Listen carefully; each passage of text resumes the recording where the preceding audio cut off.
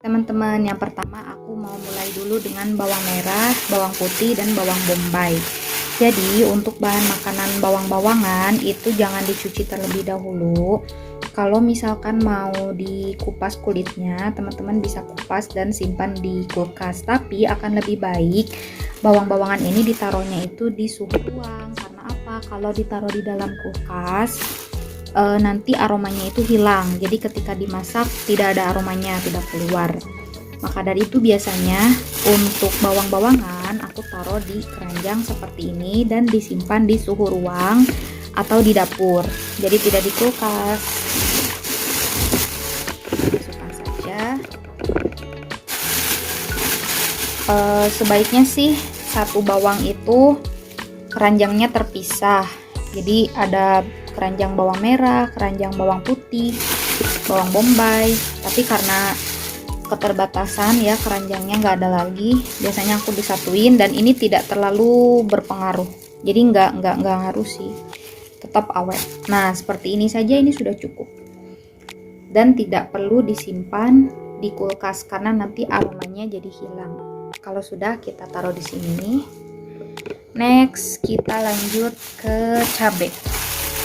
Nah kalau untuk cabai itu teman-teman harus buang terlebih dahulu ininya, tangkainya ya. Cabai keriting, cabai rawit, cabai apapun, cabai merah besar, tangkainya ini dibuang dulu, tapi tidak sampai habis ke bagian mahkotanya. Jadi digunting aja, teman-teman bisa gunting segini tuh. Diberikan sisa untuk ujungnya ini ya. Karena apa? Karena kalau dia dipotong habis, nanti dia akan lebih cepat busuk, lebih mudah busuk. Makanya ini tinggal digunting-gunting saja untuk cat.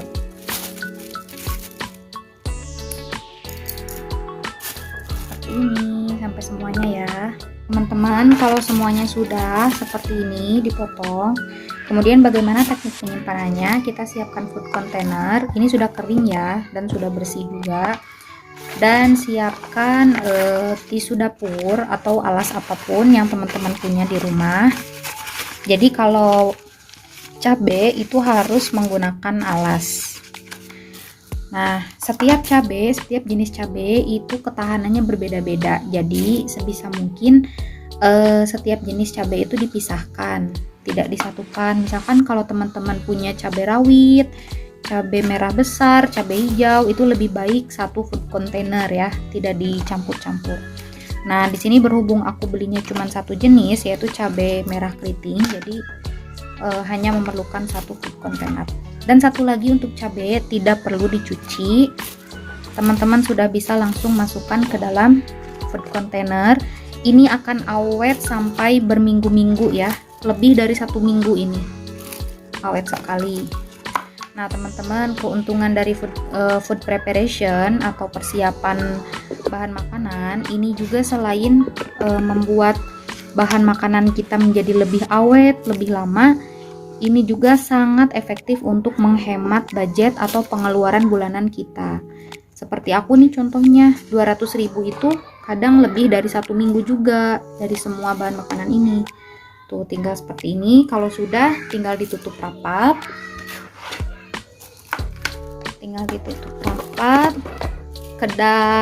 Kedap udara ya. Nanti kita taruh di chiller di kulkas.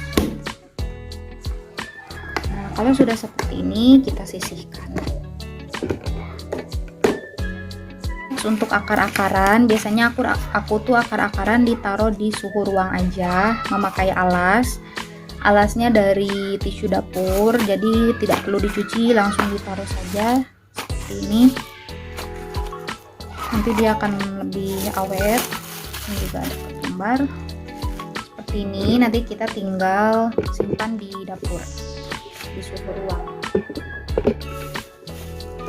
Next untuk food preparation tahu, ini tahu, siapkan mangkok yang sesuai aja. Kemudian tahunya, ini tahunya kita cuci dulu ya teman-teman, supaya pengawetnya itu hilang. Kalau misalkan pakai pengawetnya itu bersih dulu.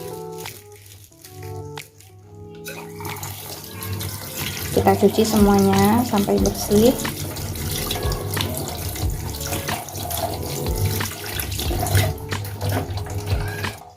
Kita simpan di sini, ulangi sampai semuanya bersih.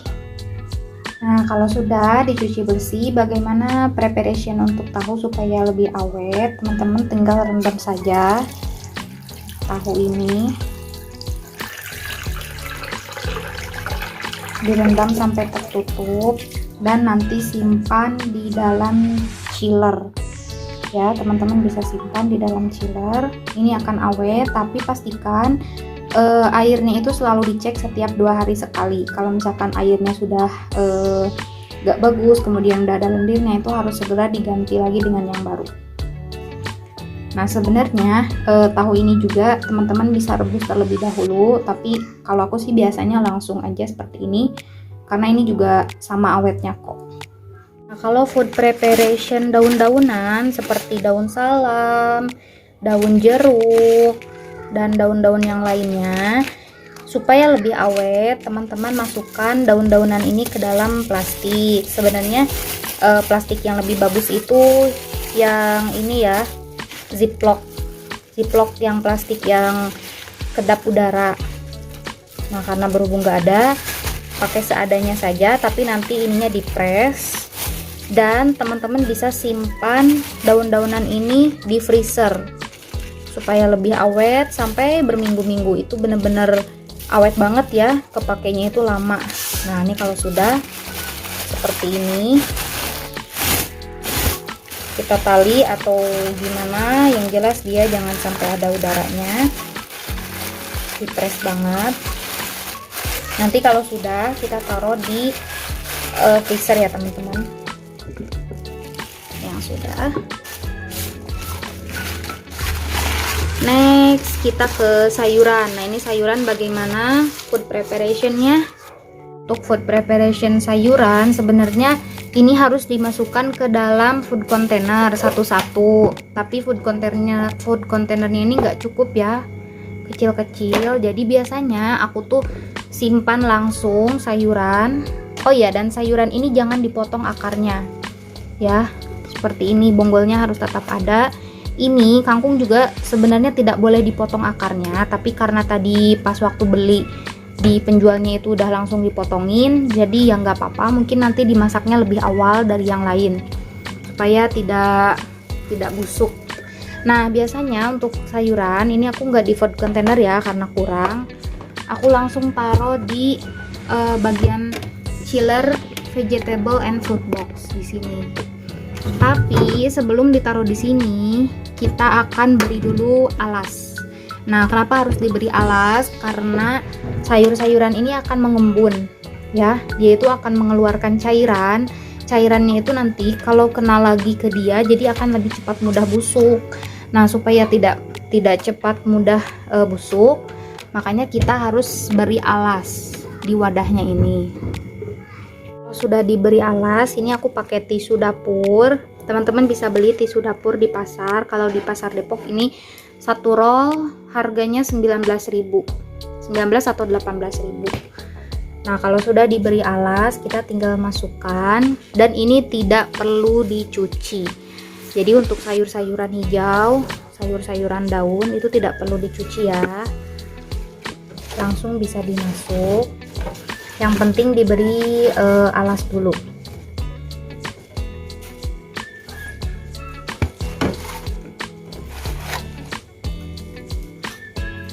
Nah, kalau sudah seperti ini, nanti kita tinggal masukkan ke dalam kulkasnya.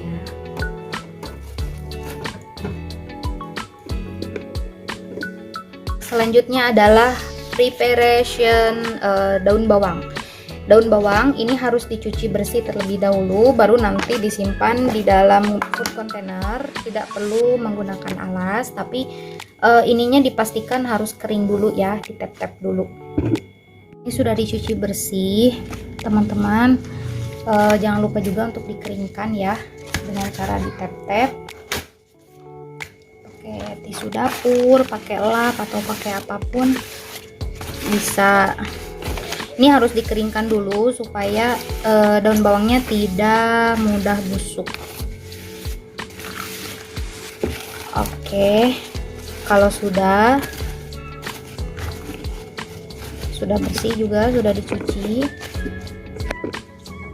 Nah, kalau sudah, sekarang kita masukkan daun bawangnya ke dalam food container. Dilipat saja.